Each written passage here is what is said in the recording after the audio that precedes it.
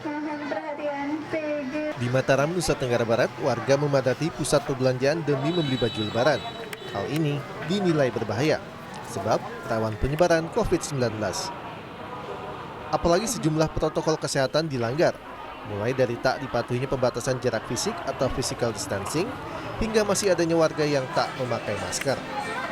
Bagian besar mereka nggak pakai masker, anak-anak. Itu makanya Bu, makanya saya langsung tegur. Dan pakai masker yang benar itu bukan di bawah hidung, tetapi di atas. Itu yang saya tegur tadi. Dari awal. Ramainya warga di pusat perbelanjaan juga terjadi di Cirebon, Jawa Barat. Kondisi ini diprediksi akan terjadi hingga hari raya tiba. Mencegah penyebaran virus corona, pengelola pusat perbelanjaan membatasi jumlah pengunjung, hanya 80% dari total kapasitas pengunjung. Kerumunan warga juga terjadi di Pasar Jatinegara, Jakarta. Pembeli memadati pasar untuk berbelanja keperluan lebaran seperti pakaian dan dekorasi rumah.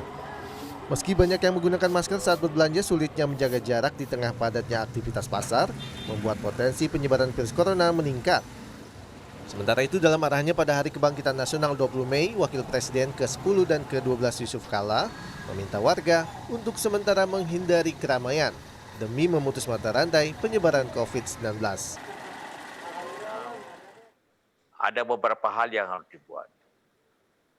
Seperti saya katakan tadi, pertama menghindari jangan terjangkit virus dengan disiplin, dengan tinggal di rumah, dengan selalu memakai masker apabila keluar, dengan cuci tangan itu rule tiap hari diucapkan oleh kita semua, dipahami di TV hal itu. Yang tiap hari diucapkan, tiap hari juga banyak melanggarnya.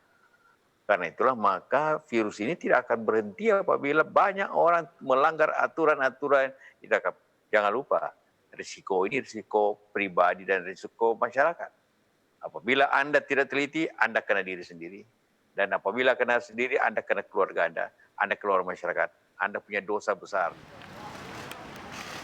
Ramainya warga di pusat perbelanjaan juga disoroti Ketua Satgas Percepatan Penanganan COVID-19, Doni Monardo. Warga pun diminta disiplin mengikuti aturan pembatasan sosial berskala besar atau PSBB. Sekali lagi saya sangat prihatin karena masih ada masyarakat yang tidak mematuhi protokol kesehatan. Kalau kita dalam 2 minggu terakhir ini sungguh-sungguh serius, maka apa yang tadi disampaikan oleh Pak Menteri Bappenas, kurva yang satu itu bisa turun lagi menjadi 0, sekian. Artinya tingkat risikonya semakin kecil.